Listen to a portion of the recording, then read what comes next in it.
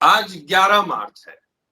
कल जनगणना आज 11 मार्च है। चुनावी प्रक्रिया कल यानी 10 मार्च को पूरी हो चुकी है, लेकिन विश्लेषण जारी है।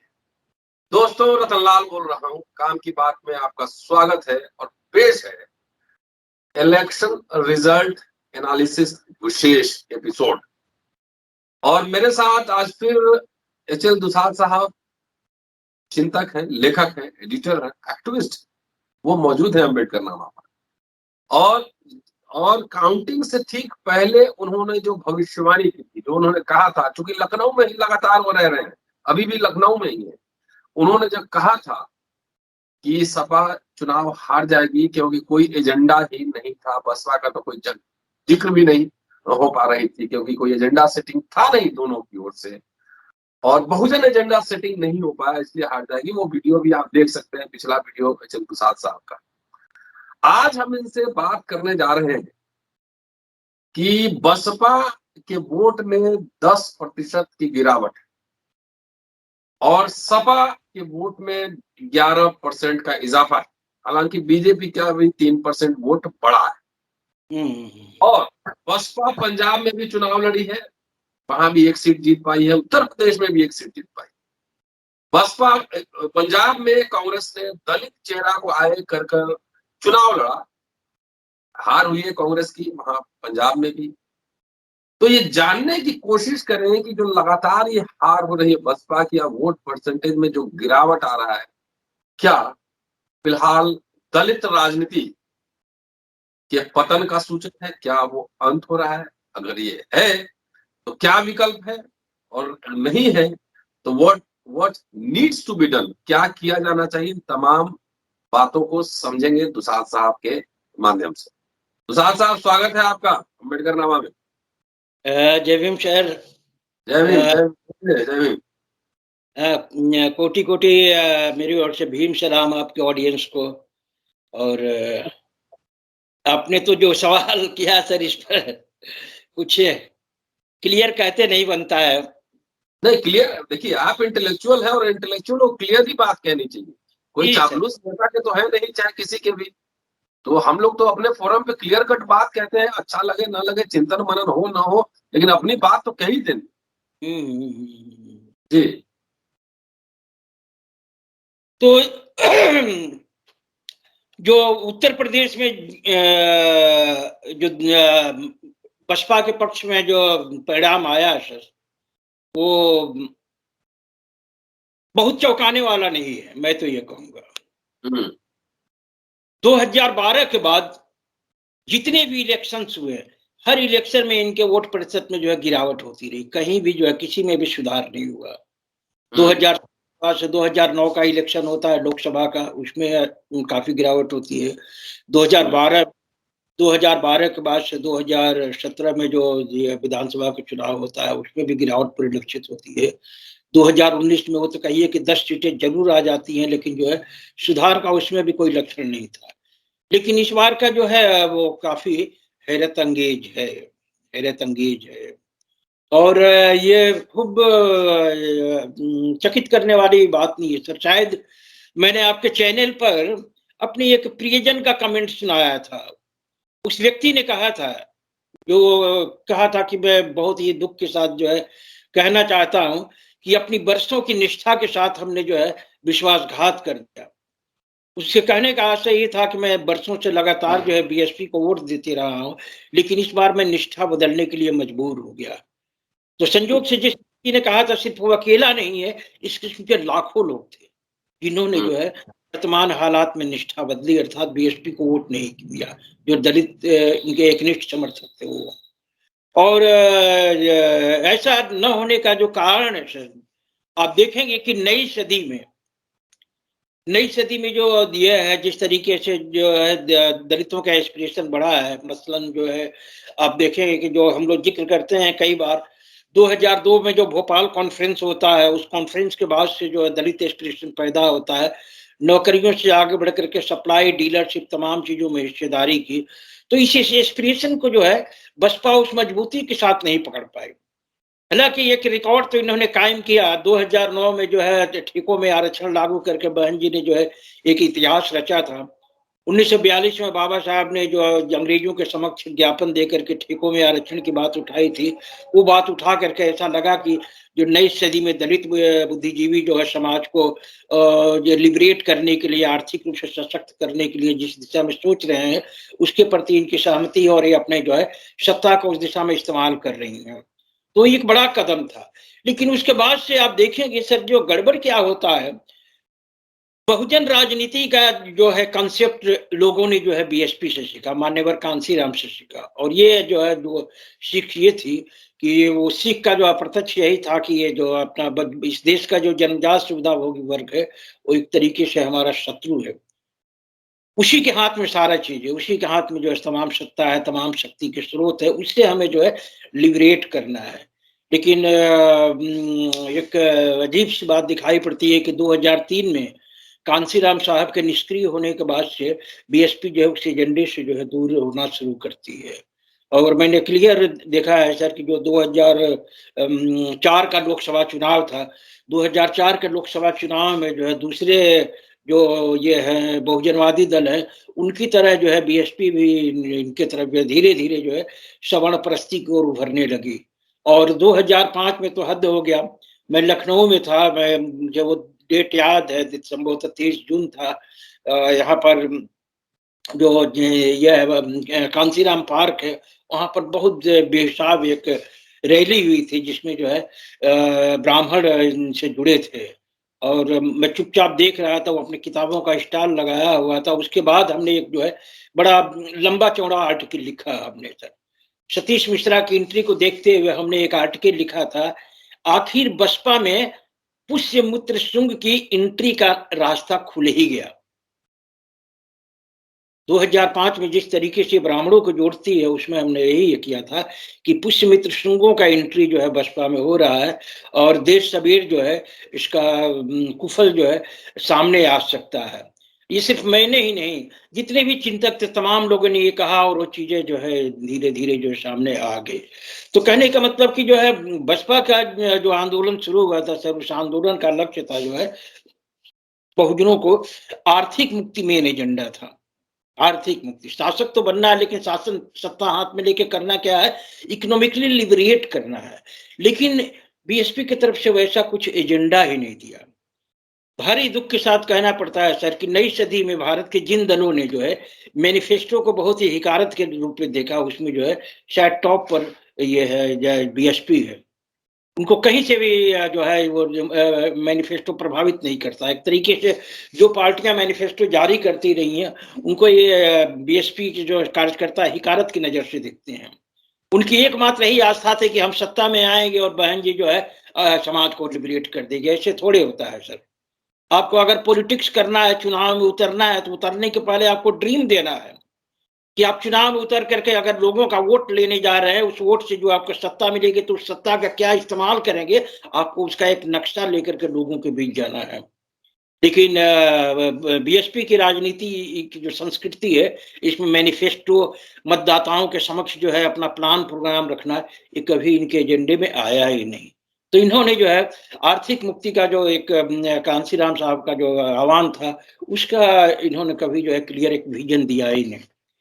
दूसरी बात है सर कि जो नए सदी में आप देखते हैं कि यह होना था मंडल के बाद से जिस तरीके से जो इस देश की रूलिंग पार्टियां सत्ता पर काबिज होती है और नव उदारीकरण जो है न्यू इकोनॉमी पॉलिसी को हथियार बनाते हुए जिस तरीके से सारी चीजें निजी सेक्टर में देने की प्रयास होती है, विनिवेशीकरण, लैटरल एंट्री इत्यादि का जो चीज हमारे सामने आता है, उसके काट के लिए जो है इनके तरफ से जो है वो सही चीज आया ही नहीं सर।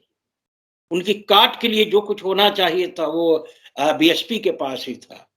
मैंने कई बार अपने आर्टिकल्स में लिखा है सर, 2019 में जब सपा और बसपा का वो हो रहा था, मेल जब हुआ, तब मैंने एक आर्टिकल लिखा था और समय समय पर लिखते रहता हूँ। उस चुनाव में भी हमने लिखा, बीएसपी के पास सर एक जो ऐसा आर्थिक दर्शन है जिसका दुनिया में कोई तोड़ नहीं।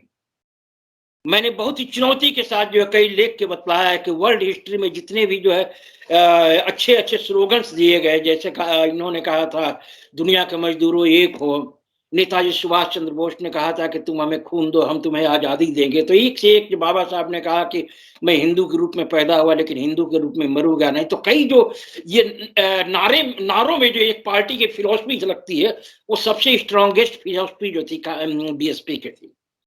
कांसीराम का नारा जिसकी जितनी संख्या भारी उसकी उतनी भागीदारी।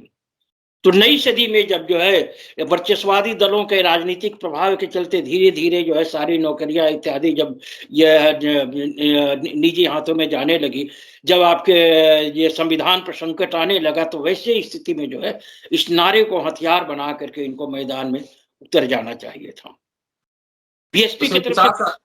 हाँ, क्या आज की जो बसपा है कांशीराम की बसपा से अलग है? बिल्कुल सर, बिल्कुल सोचा नहीं जा सकता। कांसीराम जैसा एक विजनरी व्यक्ति किस तरीके से जो है आज की बसपा मेरा करके संतुष्ट होते, उनको निहायत ही घुटन होती। साहब कांसीराम ने कहा था कि हमने बड़े प्रयास से जो है इस देश की जो 6000 वंचित जातियां हैं मैं 10% को जोड़ पाया हूं, और 10% को जोड़ने से ही देखिए इतना बड़ा चमत्कार हो गया। तो 2003 में वो निष्क्रिय होते हैं, उसके बाद से बाकी जातियों को जोड़ने का एक प्रयास होना चाहिए था, और जोड़ने का प्रयास का वही जो बाबा कांसीराम की जो फिलॉसफी थी जिसकी जितनी संख्या भारी उसकी उतनी भागीदारी, इसके तहत करना चाहिए था क्या कि दलितों में पिछड़ों में जो अति पिछड़ी जातियां हैं उनकी जो है उनको एस्पिरेशन को हवा देना चाहिए था, उनको अपने इस बैनर के तले ला करके भाई तुम्हारा भी जो है डेमोक्रेसी में इतना हक पड़ता है वो देने का आश्वासन देना चाहिए था। लेकिन दुख के साथ कहना पड़ता है कि जो ऐसे जो मेन स्ट्रीम के जो दलित दिखाई पड़ते हैं बस उन्हीं तक सीमित रहेंगे, जो बाकी वंचित जातियां उनको जोड़ने का प्रयास ही नहीं हुआ। आप इस चुनाव में देख लीजिए सर जो है कि भाजपा अगर सत्ता में पहुंची है तो उसकी बहुत बड़ी ताकत है कि उसने बहुत ही जो है शातिराना तरीके से दलित और पिछड़ी जातियों की जो अनग्रसर जातियां हैं, जो लेस माने अग्रसर है, वैसी जातियों को उसने जोड़ा और वही आधार बन गई। लेकिन इसका मतलब ये है कि कांशीराम जी से जो है ना बीजेपी आरएस से ज्यादा सीखा है, बाकी दलित पिछड़े नहीं सीख पाए कुछ।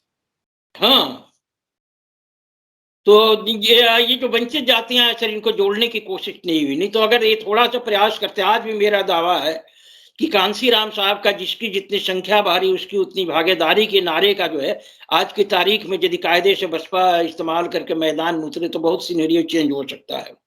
जब जब इस देश में जो है मेरा दावा है कि पॉलिटिकल क्राइसिस आया है, लोगों ने इस नारे में जो है अपना एक सुकून अपना फ्यूचर ढूंढा है सर।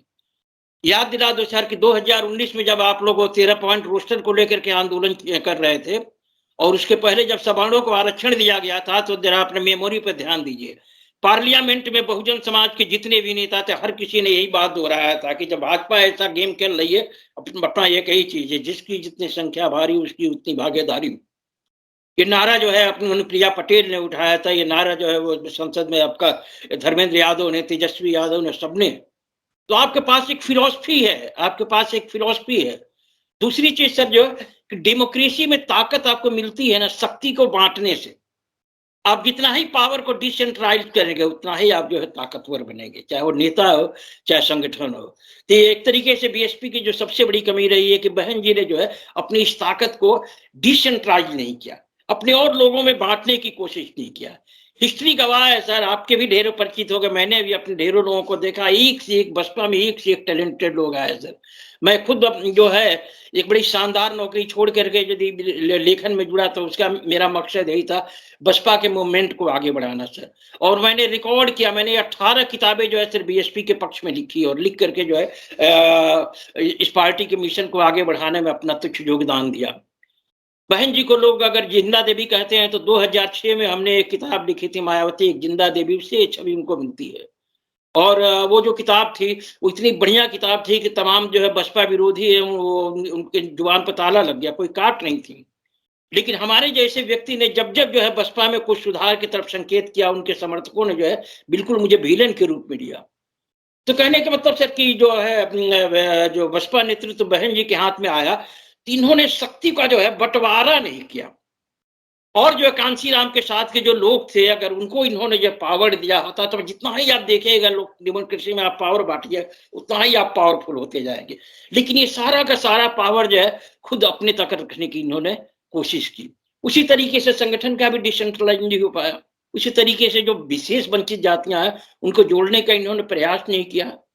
मेरा बहुत दावा रहा है सर, आज भी मेरा दावा है कि भारत में, आजाद भारत में 2 ही पार्टियां वजूद में आई, एक भाजपा और दूसरा जो है आपका ये बहुजन समाज पार्टी। 2005 में हमने एक किताब लिखी थी, सामाजिक परिवर्तन और बाधक हिंदुत्व। उसके कंक्लूजन में हमने यही दिया था, वो किताब 600 पेज की थी, उसमें हमने यही दिया था कि भविष्य में 2 ही पार्टियां रह जाएंगी किनके इनके पास विचार है। एक रह जाएगी भाजपा और दूसरी रह जाएगी जो है बहुजन समाज पार्टी। इन दोनों के पास क्या है, बहुजन समाज पार्टी जो है आपका बीजेपी जो है आधुनिक भारत के सबसे दूरदर्शी नेतृत्व के मंत्र के दीक्षित है। आधुनिक भारत का सबसे दूरदर्शी नेतृत्व देने वाले व्यक्ति थे डॉक्टर हेडगेवार। डॉक्टर हेडगेवार ने सर 1925 के दिनों में जब वो दौर था, एकदम बिल्कुल क्लियर हो गया था कि अंग्रेज जो है भारत छोड़ के जाने वाले हैं। ये जो आजादी की लड़ाई की बात करते हैं सर, वो आजादी की लड़ाई फड़ाई त्याग त्याग कुछ नहीं है। ये खुद भारत जो है अंग्रेजों के लिए बोझ हो चुका था, और बोझ होने के बाद वो धीरे धीरे जो ट्रांसफर ऑफ पावर की तैयारी कर रहे थे।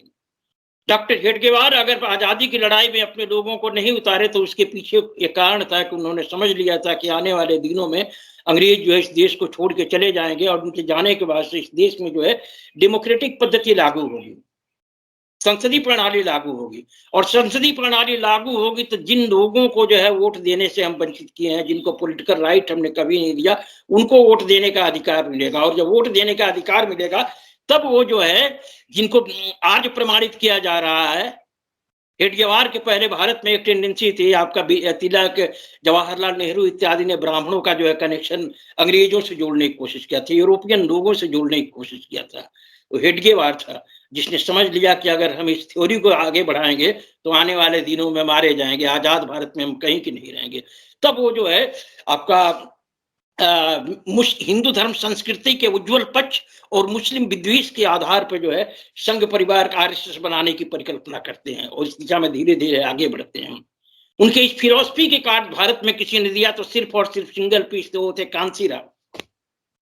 कांसीराम की सारी थ्योरी क्या है कि अगर हेडगेवार का जो सारी चीजें आप देखेंगे वो क्या है, धार्मिक ध्रुवीकरण जिसको हम लोग कहते हैं, समझे ना। तो हेडगेवार का ये था, धार्मिक चेतना का राजनीतिकरण जो था उनका फिलोसफी था। इसी मुद्दे पर उन्होंने काम किया, और उसी की काट के लिए कांसीराम ने जो है जाति चेतना का राजनीतिकरण किया। हेडगेवार अगर हिंदू धर्म संस्कृति के उज्जवल पक्ष के आधार पर जो है अपने संगठन को आगे बढ़ाने की परिकल्पना की है, तो कांसीराम ने जो वर्ण व्यवस्था का जो ब्लैक एंड पक्ष है, अंधकार पक्ष है, निगेटिव पक्ष है, उसके आधार पर उन्होंने जातियों को जोड़ने की कोशिश किया। उन्होंने बताया कि ये जो वर्ण व्यवस्था है आपका जो है एक संपदा संसाधनों की व्यवस्था है, जिसमें सारे के सारे संपदा संसाधन जो है उच्च वर्णों के हाथ में रह गए। हमें संगठित होकर के सत्ता लेनी है और सपना संपदा संसाधनों को लिबरेट करके अपने लोगों में बांटना है। तो इसके लिए उन्होंने जो है जाति चेतना का राजनीतिकरण किया सर। और मैं आज भी मानता हूं सर कि जाति चेतना के राजनीतिकरण से बड़ा हथियार जो है बहुजनों की मुक्ति के लिए कुछ नहीं है। ना आपके पास मीडिया है, ना आपके पास इंटेलिजेंसिया है, कुछ नहीं। ये जाति चेतना क्या है? कांसीराम ने जो जाति की जब बातें करते हैं तो हर जाति की मेमोरी में, हर जाति की मेमोरी में सिर्फ और सिर्फ वंचना है। उस वंचना के से लिबरेट होने के लिए हम अपने जाति का नेता आगे लाते हैं, उसके द्वारा आगे बढ़ने की कोशिश करते हैं। तो कांसीराम साहब ने जो जाति चेतना का राजनीतिकरण किया सर, उसके फलस्वरूप जो है विभिन्न जातियों से नेतृत्व उभरना शुरू करता है। और साहब को ही प्लान था कि जब विभिन्न जातियों में ये एस्पिरेशन पैदा होगा, नेतृत्व उभरेगा, इसी नेतृत्व को हम संगठित करके एक जगह बहुजन समाज बनाएंगे और सत्ता पर कब्जा जमा करके जो है अपना जो रिसोर्सेज ऑफ पावर है वो संख्या अनुपात में हम बंटवारा कर लेंगे। लेकिन दुख के साथ कहना पड़ता है कि मुझे नहीं लगता है कि कांसीराम साहब की जो फिलोसफी है इसकी गहराई में जो है मायावती जी कभी जा पाई। इतने खतरनाक हथियार को, इतनी बेहतरीन फिलोसफी को जो है मायावती जी ने कभी इस्तेमाल किया हुआ मुझे नहीं लगता है। मैं तो सर दुख के साथ एक आज कहने के लिए आपको मंच से मैं कह रहा हूँ कि बीएसपी की बहुत बड़ी जो ट्रेजेडी रही वो ये कि इस पार्टी का नेतृत्व जो है एक मायावती जी जैसी शख्सियत के हाथ में आया, जिनका जो है मुझे लगता है कि कांसीराम के पॉलिटिकल दर्शन से कुछ लेना देना नहीं था। वो तो मैं तो बहुत बार कह चुका सर, किसी टोटली नॉन पॉलिटिकल लेडी, उनको पॉलिटिक्स से कुछ लेना देना ही नहीं है। ऐसी शख्सियत के हाथ में ये आने का परिणाम होता है कि आज जो है ये हो गया, नहीं तो आज कांसीराम की वजह से जो है लोगों में शासक बनने का एस्पिरेशन होगा, लोगों में तमाम क्षेत्रों में जिसकी जितनी संख्या भारी लेने का एस्पिरेशन पैदा हुआ। इसको हवा दे करके क्या सका, भारत का इतिहास बदल गया अब तो। लेकिन मायावती जी ने इस दिशा में प्रयास ही नहीं किया, वो भूल ही गई। दुख के साथ कहना, आपको याद दिलाऊं सर कि ऐसी पार्टी में जो सतीश मिश्रा के आने के बाद से कभी नारा उभरा था, वो बात अतीत की हो गई। जिसकी जितनी संख्या भारी उसकी उतनी भागीदारी नहीं चलेगा, जिसकी जितनी तैयारी उसकी उतनी हिस्सेदारी। कांसीराम साहब की फिलॉसफी बदल गई और जिसका नतीजा जो है आज आपको भोगना पड़ रहा है। मेरा मानना है कि अभी भी जो है ये क्या बीएसपी से कोई ऐसा नेतृत्व है और कांसीराम के इस फिलॉसफी को लेकर के जिसकी जितनी संख्या भारी उसकी उतनी भागीदारी जो है हम तमाम तबकों को तमाम क्षेत्रों में देंगे। जो एक संगठन बनता है सर, जो सारी दुनिया का ये है, देखिएगा जो वर्ग संघर्ष होता है तो वर्ग संघर्ष में विभिन्न तबके रहते हैं, तो विभिन्न तबकों का एक कॉमन एजेंडे के आधार पर जो है वो ये होता है, भाईचारा बनता है। तो जो कांसीराम की फिलॉसफी है, जिसकी जितनी संख्या भारी उसकी उतनी भागीदारी के आधार पर जो है जो भारत की विभिन्न वंचित तबके हैं, दलित हैं, अति दलित है, पिछड़े हैं, अति पिछड़े हैं, धार्मिक अल्पसंख्यक है, क्लियर एजेंडा दीजिए, एक नक्शा बनाइए कि फला फला क्षेत्रों में जो है हम सत्ता में आएंगे, मिलजुल करके इंडियन क्षेत्रों में जो हम वो लेंगे, हिस्सेदारी लेंगे, दीजिए नक्शा, विजन दीजिए, देखिए कैसे नहीं होता है। तो इस पार्टी के पास वैचारिक आधार तो है सर। मेरा तो मानना है कि सबसे मजबूत वैचारिक आधार किसी के पास है तो बीएसपी के पास है। जो बीजेपी है ये दुनिया की, मैं तो कहता हूं कि मैंने ये बहुत ही विचार रहित पार्टी है सर, एक दुनिया के सबसे बैकडेटेड पार्टी है। ऐसी पार्टी जो है लोगों में एक जो है डिवाइनिटी के प्रति वीकनेस है, अंधविश्वास है, कुसंस्कार, इन सब चीजों का यूटिलाइज करके जो है अब सत्ता में है। लेकिन बीएसपी के पास जो एक पॉजिटिव सोच थी, तो अगर ये करना है तो आए, उसमें से कोई नेतृत्व उभर के आए। कांसीराम का ये जो लाइन है, जिसकी जितनी संख्या भारी उसकी उतनी भागीदारी को जो है आधार बनाए, और कहाँ कहाँ बंटवारा हो यह चीज जो है दलित इंटेलेक्चुअल्स ने दे दिया है। जैसे हम लगातार जो है ये पिछले 10-15 सालों से जो ये कह रहे हैं ऑल सोर्सेज ऑफ पावर का बंटवारा जो है उसमें डाइवर्सिटी लागू होना चाहिए। ये डाइवर्सिटी क्या है? वही है कांसीराम की, जिसकी जितनी संख्या भारी उसकी उतनी भागीदारी का है। अगर बसपा नेतृत्व भर के आता और कहता है कि हम आइए हम संगठित होकर के सत्ता ले, और जब सत्ता हमारे हाथ में आएगी तो हम क्या करें, कहां कहां बंटवारा करेंगे, सरकारी और निजी क्षेत्र की सभी प्रकार की नौकरियों, मिलिट्री में, पुलिस में, न्यायिक सेवा में, सप्लाई में, डीलरशिप में, फिल्म में, टीवी में, मीडिया में, पौराहित्य में, तमाम चीजों का बंटवारा जो है भारत के जो 4 मेजर सामाजिक समूह है, सवर्ण, ओबीसी, एससी, एसटी और धार्मिक अल्पसंख्यक, इनकी संख्या अनुपात में करेंगे। ये फिलॉसफी देखिए आए ना, देखिए कौन टिकता है। कांसीराम जो आपको मंत्र देखे गए उस मंत्र का इस्तेमाल कीजिए, जो है ये तो उड़ जाना है, इनको कहाँ टिकेंगे। लेकिन दुख के साथ कहना पड़ता है कि जो है अभी ये सवर्ण पस्ती की ये में पढ़ करके अपनी कुछ कमियों की वजह से कांसीराम के सारी फिलॉसफी को खत्म कर दिया गया। मैं बहुत ही आहत हूँ और आशावादी हूँ। मेरा आज भी मानना है कि अगर भारत में कोई वैचारिक रूप से सबसे समृद्ध पार्टी है वो है सिर्फ और सिर्फ बहुजन समाज पार्टी सर। ऐसी कोई पार्टी नहीं। ये पार्टी जो है इसके पास विचारधारा है, पेरियार की विचारधारा है, नारायण गुरु है, गौतम बुद्ध हैं, अम्बेडकर हैं, कांसीराम है, रोंगटा खड़ा हो जाता कौन नहीं है। भारत के जाति समाज में परिवर्तन लाने वाले जितने भी विचार है सबके विचार जो इस पार्टी में समाहित किया गया है, और उन विचारों को खत्म करके जो है आज पता नहीं क्या क्या जो है वो जिसकी जितनी तैयारी उसकी उतनी ये सब चल रहा है, ये हुआ सर। तो सर्वजन हो गया पार्टी, अब बहुत सर्वजन जो है दुनिया में सर किसी ने भी सर्वजन की बात ही नहीं की। ये जो शब्दावली है, जो टर्मोलॉजी है, हिस्ट्री की जो है सबसे विस्मयकर टर्मोलॉजी है। दुनिया में किसी भी देश में किसी भी जो है शख्सियत ने सभी लोगों की बात नहीं की, क्योंकि समाज में प्रत्येक समाज में कुछ न कुछ जो है शोषक रहते हैं। उन शोषकों को जो है माइनस करके सर्वजन आप कहते हैं तो आपके सभी जो है शोषक शोषित सभी इसमें शामिल हो गए। ऐसा कहीं होता है? तो कांसीराम की जो फिलॉसफी थी सर, उस फिलॉसफी को जो है तोड़ मरोड़ के गलत रूप दिया गया और जो है सत्ता का विकेंद्रीकरण नहीं किया गया। कांसीराम के जो साथी थे, क्या मतलब मेरे जो है, जैसे आज मैं अगर राइटर हूं सर, तो मैं कांसीराम के एक सहयोगी इसके विश्वास का अपने आप को छोटा सा चेला मानता हूं। इसके विश्वास की किताबें पढ़ करके आज दुसाद आपके सामने है, तो इसके विश्वास अकेले नहीं है, ऐसे एक से टैलेंट जो है कांसीराम के साथ मिलकर के समाज परिवर्तन की लड़ाई में उतरे थे। लेकिन कहाँ है, बहन जी ने रहने दिया किसी को, सभी लोगों को जो है कुछ नहीं बचा है। तो आज भी ये है, जो कांसीराम के पुराने साथी हैं उनको लेकर के जो है मायावती बैठ कर जो है तय करें एजेंडा, बिल्कुल विजन, एक मैनिफेस्टो बनाए कि हम जो है वो कांसीराम साहब की जो फिलॉसफी है, जिसकी जितनी संख्या भारी उसकी उतनी भागीदारी लागू करेंगे, फला फला जगह लागू करेंगे। सर आपको बतलाऊं, कार्ल मार्क्स ने जो कहा है, चाहे दुनिया में जितना भी कन्फ्लिक्ट है, वो कन्फ्लिक्ट जो है संपदा संसाधनों पर कब्जा जमाने के लिए है। अम्बेडकर मार्क्सवादी भाषा में मीन्स ऑफ प्रोडक्शन पर कब्जा जमाने के लिए है। और सारी दुनिया की समस्या जो है संपदा संसाधनों के असमान बंटवारे से है, और असमान बंटवारे का जो युक्ति संगत बंटवारा है सर, वो है जिसकी जितनी संख्या भारी उसकी उतनी भागीदारी। डेमोक्रेसी का अर्थ यही है। कल चंद्रभान जी का इंटरव्यू किया था हमने, जी सर। सुना आपने? हाँ हाँ हाँ, सुना सर। कह रहे थे कि जगजीवन बाबू की वजह से एक दलित का बड़ा मिडिल क्लास खड़ा हुआ रेलवे और पोस्टल डिपार्टमेंट में, संख्या से ज्यादा लोग अपॉइंट हुए क्योंकि मंत्री थे उसके जगजीवन बाबू। लेकिन 80 के बाद जिन जिन दलितों का तोंद निकलना शुरू हुआ उस रिजर्वेशन की वजह से, वो अपनी सारी ऊर्जा जगजीवन राम को विलेन गद्दार कहने में लगा दिया। वो जो है ये बड़ा जो बहुत गलत कुछ ये किया गया। मुख्य जो चीज है कि जो है संपदा संसाधनों पर कब्जा जमाने का जो मेजर एजेंडा का था, कांसीराम का जो लक्ष्य था आर्थिक मुक्ति की बात ही इनके में ये हो गई। संपदा संसाधनों के बंटवारे की फिलॉसफी इन्होंने भुला दिया। तो मेरा आज भी मानना है सर कि बीएसपी जिस स्टेज में है, कल जो है बहन जी जो है जो कांसीराम के पुराने साथी हैं, इसके विश्वास से दद्दू प्रसाद और ढेरों लोग ऐसे जो है, और कितने लोग इंतजार कर रहे हैं सबने।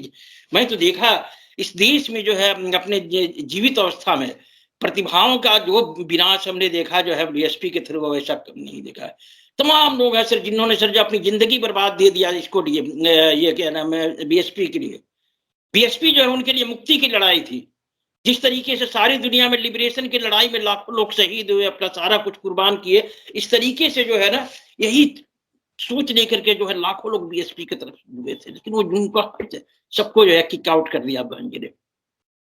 तो आज भी जो है मेरा मानना है सर कि कहीं गया नहीं है। बीएसपी जो है भारत की हिस्ट्री की जो सबसे जो है विचारवान पार्टी है। इसके पास जो फिलॉसफी है किसी के पास नहीं। इसके पास संपदा संसाधनों के जो है लोकतांत्रिकरण का जो थ्योरी है वो किसी के पास नहीं। तमाम चीजें इसके पास है, बस जो है जरूरत यही है कि साहब के पुराने साथियों को लेकर के सही डिजाइन तैयार करके आगे बढ़ने की है सर।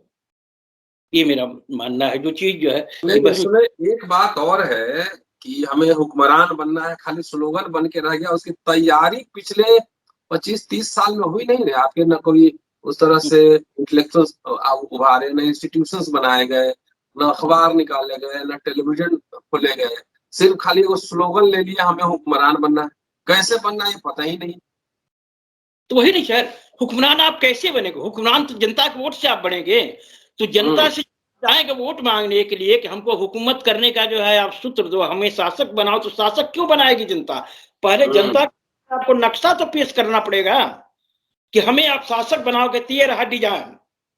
आपके वोट से हम आएंगे सत्ता में, हम शासक बनेंगे तो राज सत्ता का इस्तेमाल इसमें करेंगे। तो इन्होंने कभी नक्शा दिया ही नहीं। जो मैनिफेस्टो जो है किसी भी पॉलिटिकल पार्टी के लिए जो सबसे जरूरी चीज होता है सर, मैनिफेस्टो को आप फॉलो नहीं करोगे तो जनता कैसे जो है, ये लोग तो ये सोचते हैं कि अदृश्य ताकत है, बहन जी के नाम पर जनता जो है वो वोट दे देगी। ऐसे थोड़े होता है। आपको प्लान, प्रोग्राम, डिजाइन, नक्शा सामने रखना पड़ेगा। इन्होंने नक्शा कभी रखा नहीं। नक्शा दे कि हम तमाम चीजों में जो संख्या अनुपात में भागीदारी लागू करेंगे। देखिए ना किस तरीके से जो है हुक्मरान बने का रास्ता रातों रात जो है प्रशस्त हो जाता है। मैं आज भी सर आशावादी हूँ, कहीं कुछ नहीं बिगड़ा है, कहीं कुछ नहीं बिगड़ा है। कांसीराम साहब के सूत्रों को पकड़ो, कांसीराम साहब के जो पुराने साथी हैं उनको साथ में लाओ, और जो है समाज की मुक्ति को जो है अपने ध्यान में रख करके लड़ाई लड़ो। व्यक्तिगत एक बात और दुसाद साहब, जिस तरह से वोटिंग परसेंटेज हमने देखा, क्या मैं आज दलित पे ही फोकस रखूंगा कि दलित जो मतदाता है, वोटर है, वो कंफ्यूज हो गया है, नेतृत्व विहीन हो गया है, ऐसा है? अब है सर, कुछ कुछ समस्या तो है इसके लिए। अब जैसे अभी इस चुनाव में ही हम इनको लेते हैं, अखिलेश यादव की तरफ मैं इशारा करूं सर। अखिलेश यादव जो है जितना प्रयास किया, वो सारी चीजें जो है 9 तारीख को आपने जो प्रोग्राम किया था उसमें हम लोगों ने बतला ही दिया कि अखिलेश यादव के हाथ ये है कि 80 बनाम 20 का वो काट नहीं पाए, ढूंढ पाए। उसकी काट थी 85 बनाम 15 जो उन्होंने नहीं किया। उसके साथ उन्होंने कुछ और जो भूले की सर, उसमें ये था दलितों को जोड़ने के लिए, और ये सोशल जस्टिस के साथ है, सामाजिक न्याय के साथ है।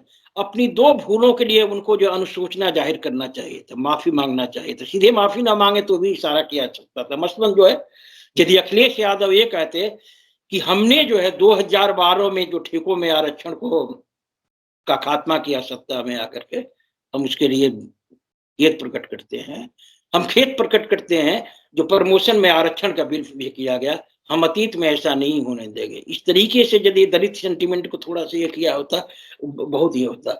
दलितों में नो डाउट सर, दलित ही वो समाज है जो परिवर्तन चाहता है। भारत में वास्तविक जो यदि परिवर्तन के प्रति कोई आकांक्षी है तो दलित ही है।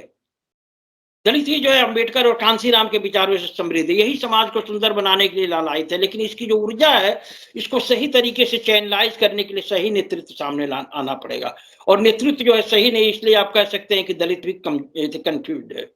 लेकिन मैं तो मानता हूँ दलितों में जो परिवर्तन की जो आग है, जो ये जिस तरीके से जो है पुरानी समाज व्यवस्था को बदलना चाहते हैं, जिस तरीके से जो डिवाइनिटी के खिलाफ, दुनिया में ऐसा कोई तबका नहीं है दलितों जैसा जो खुदाई को, ईश्वर को जो इस तरीके से चुनौती देता हो, और ये चुनौती सिर्फ परिवर्तन के लिए। तो दलित के पास टैलेंट है। इस टैलेंट को, परिवर्तन की आग को जो है चैनलाइज करने के लिए एक कुशल नेतृत्व की जरूरत है, जो फिलहाल अभी दिख नहीं रहा है।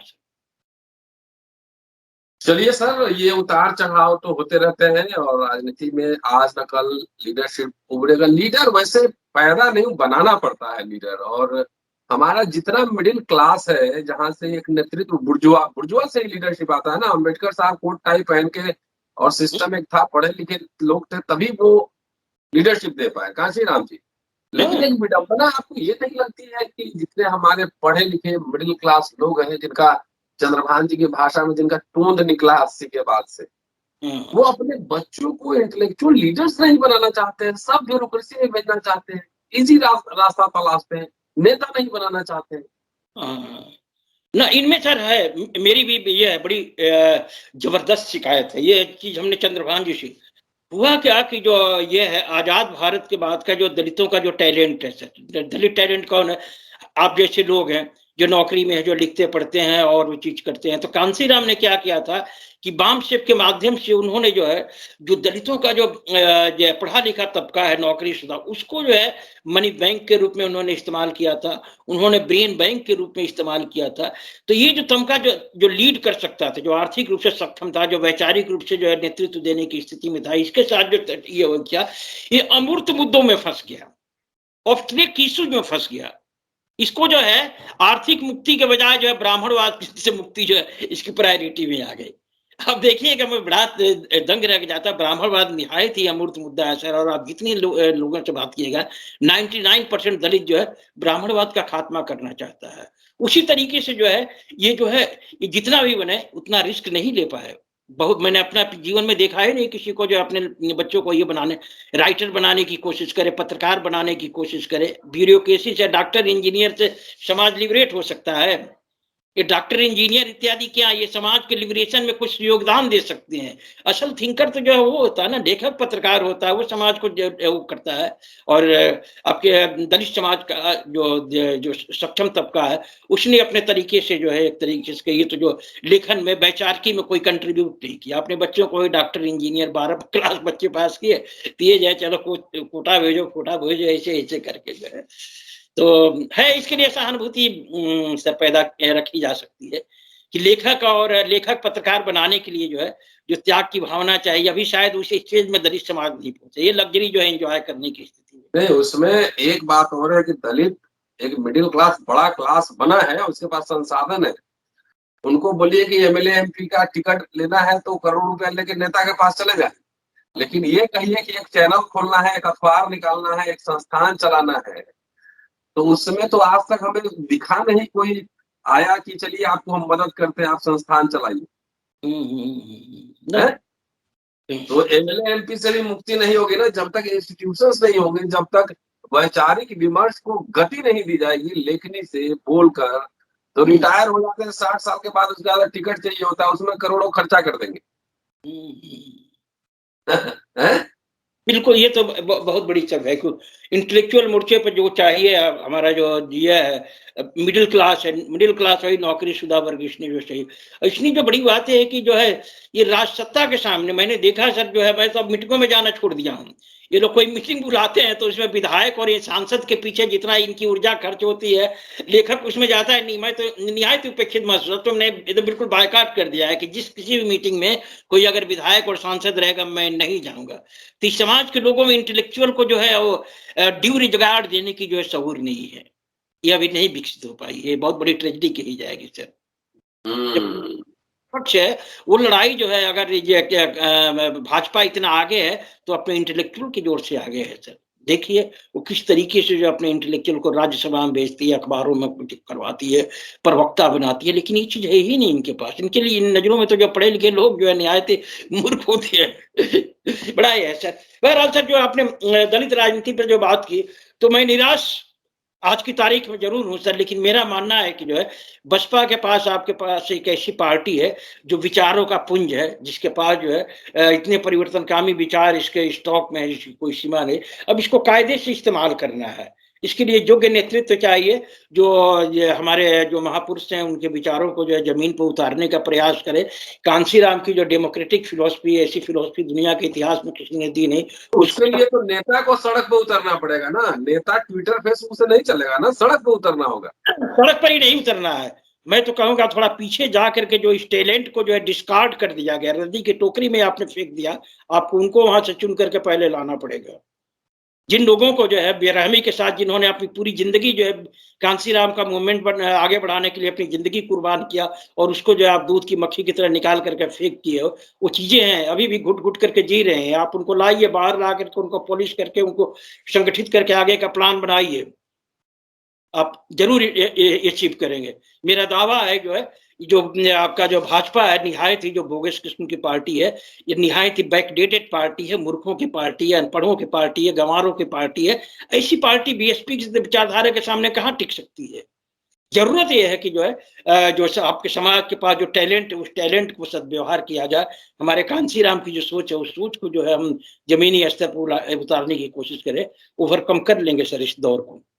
तो इसके लिए तो बड़े जो ये की जरूरत है, ये 1 से लेकर के 9 तक जरूरत है मायावती को खुद में सुधार करने की, मायावती तब ये करने के लिए डिसेंट्रलाइज करने की जरूरत है, संगठन को जो है डेमोक्रेटिक बनाने की जरूरत है। शुक्रिया सर दुसाद साहब, और आपने बहुत ही सटीक विश्लेषण किया है। दोस्तों, एचएल दुसाद साहब एकदम टू द पॉइंट बात रखते हैं। पूरा वीडियो सुनिए, शेयर करते रहिए, सब्सक्राइब करते रहिए। जल्दी मिलता हूँ आपसे अगले एपिसोड में। शुक्रिया, जय हिंद। थैंक्स।